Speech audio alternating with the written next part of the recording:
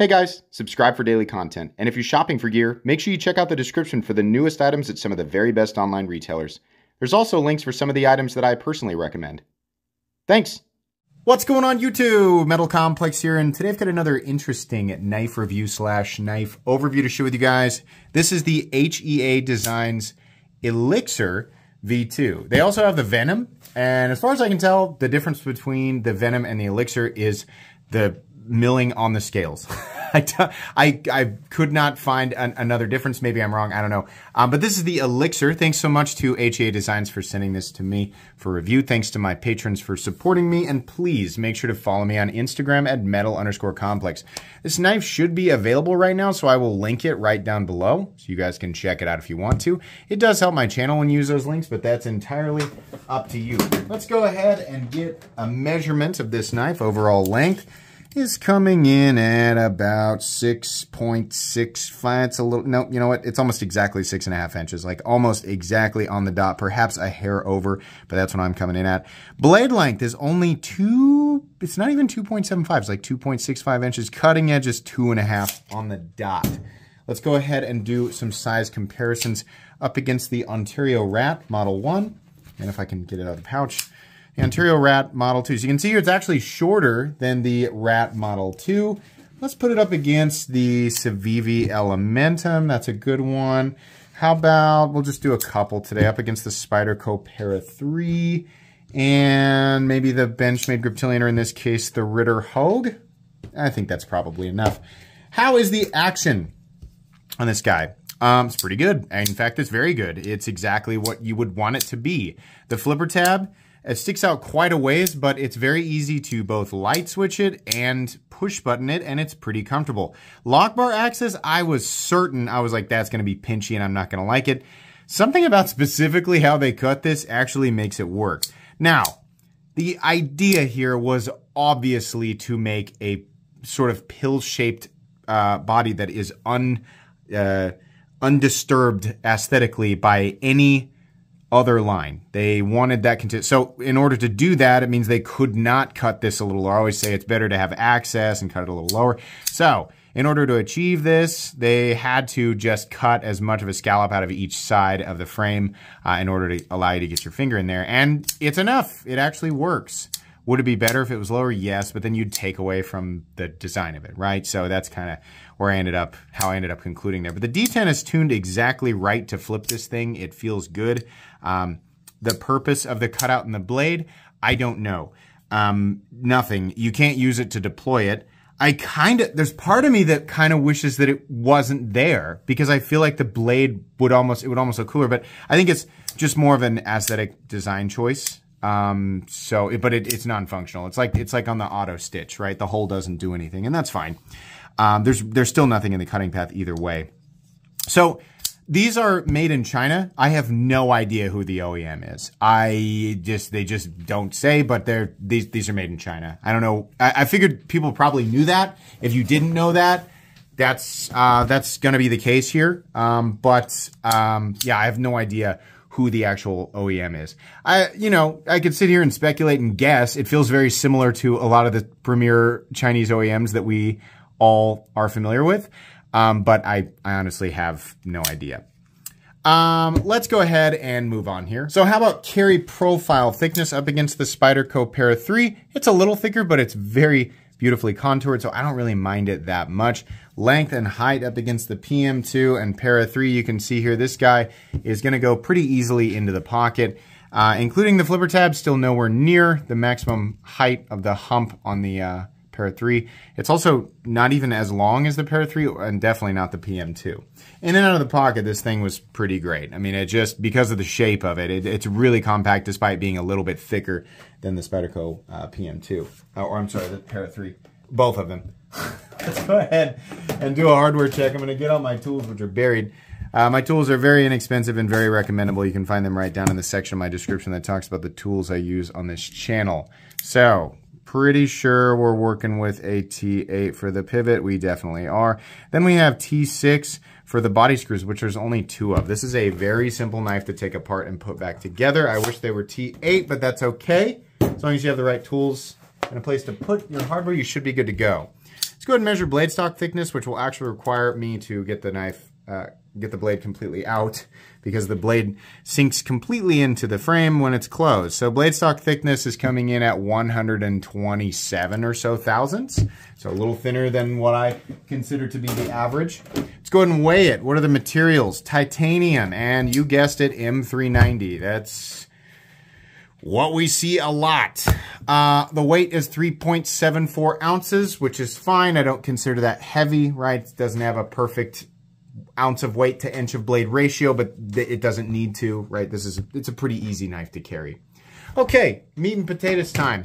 This is an interesting design because it really feels like the blade comes out of nowhere, because it the blade sinks entirely into the handle and somehow manages to not look really tiny. A lot of designs that try to accomplish this, what ends up happening is the blade looks really small compared to the handle, and that's not the case here. It's also not the case that you can touch the blade, which is surprising. You really, I would think that it would touch back here, but no. It's kind of neat, right? A lot of people are going to look at this and just be like, it's just like, you know, it's just weird looking.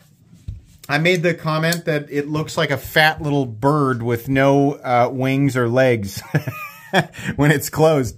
And if now you can't unsee that, I'm sorry. But I actually do kind of think it's, I mean, seriously, like looking at the handle and then flipping it, it's kind of like, where the heck did the freaking, obviously the blade came out of the handle, but it's just so, it's funny how much blade they're managing to hide inside of the scales. So it's kind of neat. It's also surprisingly comfortable to hang on to. I mean, it's not, we don't have a handle shape that is specifically meant for a human hand. I feel like an octopus could wrap a tentacle around this and be just as comfortable as I am using my hand. It's because it's just an oval. An oval is not necessarily an ergonomic shape. It's also not an ergonomic shape. It's just an oval, right? So this is a comfortable oval. It has micro texturing, which is actually really nice. Look at that. It's pretty sweet. Edges have been chamfered down. It's kind of an abrupt change in angle, but it's not bad at all. You can easily hang on to this, and the lock-in is all right. I've got just enough room to get a full 4-finger grip on this guy. If your hands are, I wear an XL glove. If your hands are bigger than mine, you're going to be slipping off the edge. If your hands are smaller than mine, it'll be probably even more comfortable, right? There's no jimping or anything like that. It doesn't need it. There's no choke up spot. You don't really need it. The finish on the blade is really nice. I like these like high reflectivity tumble. It actually is tumbled. It's just very, very lightly tumbled, and then there's a polish to it, which is great. It looks good. Spine is crowned, which is always good. You can get your finger right up on the tip, and it's just barely got a tip. This, its ability to puncture is pretty low, but it slices pretty well. I mean, honestly, the edge is done well. It's ready to bite into paper. Looking good. No problems there. Blade steel's M390. I think we already said that. I think it's fine with this geometry. It's not super thick on the spine, and it comes down to a relatively thin cutting edge. I do like that they kept all of their crap off of the blade. Like, it doesn't say HEA, and it doesn't have, you know, like Microtech has like a short story that's printed on the blade. Just some big, long, stupid paragraph. I don't know why they do that. It looks terrible. But HEA didn't do that. They just said HEA on the pivot, which is fine. That's a great place to put that. We've got the titanium sort of comes up and lips around the pivot so that the pivot, one edge of the pivot is not hanging over the edge as the, you know, the contoured scales sort of slope downward. That's nice. It looks good. And then we have nothing else here. We just have one screw. There's a backspacer here, and they've opted to do the lanyard thing as part of the backspacer and also part of the frame on one side, which is an interesting way to do that. But more importantly, it's not over here. It's not a big dumb hole that nobody wants to look at, and the vast majority of people are not using. So it's not in the way of anything, especially the pocket clip, which should absolutely 100% always be prioritized because the clip matters and the lanyard hole doesn't. So thank you very much, HEA, for doing it like this. That's great. We did, unfortunately, place the only screw on the handle directly above the pocket clip, which is an interesting choice. It doesn't carry shallow, though. That's the only thing I would want to avoid if I was designing a knife, is a shallow carry clip, which is just a dumb, You know, unless you're like, I am definitely going to fight ninjas behind Walgreens today. I definitely need the quickest access to my pocket knife that is possible. So I'm going to need a shallow carry clip so that I can be at a tactical advantage against these Walgreens ninjas.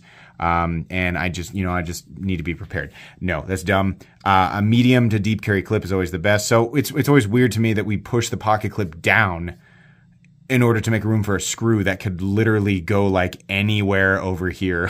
But okay, it's not that big of a deal. The clip is milled and it also has this micro texturing on it. It's also flat and only has a slightly sharp edge right at the tip, but it's not that big of a deal. I wish it was a little bit shorter, but not that big of a deal. In and out of the pocket, super smooth, really easy. Even with the texturing here, doesn't really create much of a problem. We do have a lock bar insert that doubles as the over travel stop, so that is nice. Really happy with that. The stop pin is actually internal. It does not move. It's not attached to the blade, but that's fine. It doesn't need to be. It works really, really well, and there's nothing back here. I guess you don't have. I can't imagine anybody's like, oh, I hate stop pins that you can see. I just can't stand it when you can see the stop pin. But if you are that person, then you can't see it on this knife. So there you go. No double clutch or anything like that. Really happy that they got the detemp ball coming to the right place. That's nice.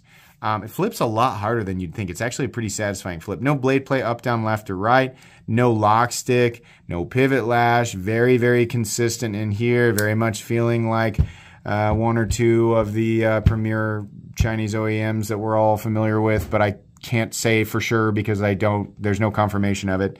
No detent lash of any type. Really, really great stuff.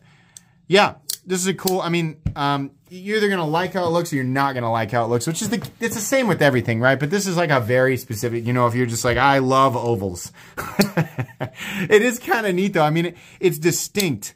Once you see this knife, you'll always know it because it's the only thing that looks exactly like this, right? I mean, it's not like nobody else has made an oval-shaped pocket knife before, but these elixirs and venoms, you know, I remember the first time I saw it, I just never forgot about it.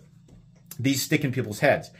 So that's cool, right? And it also carries well. It's neat that the blade, you know, it gets when you put the blade away, it goes entirely. It's hidden entirely inside of the handle frame. There's quite a bit of blade in there too, which is really impressive. Execution's all great. It's nice that they textured it, contoured it. Finish on the blade is nice. Materials are good. All of that. Milled clip, full titanium backspacer's fine.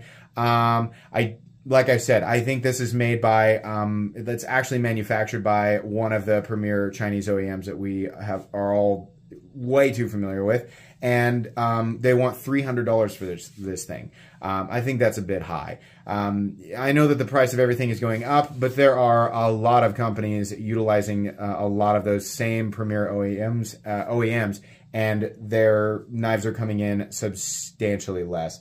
I don't think this really should have been over about $250.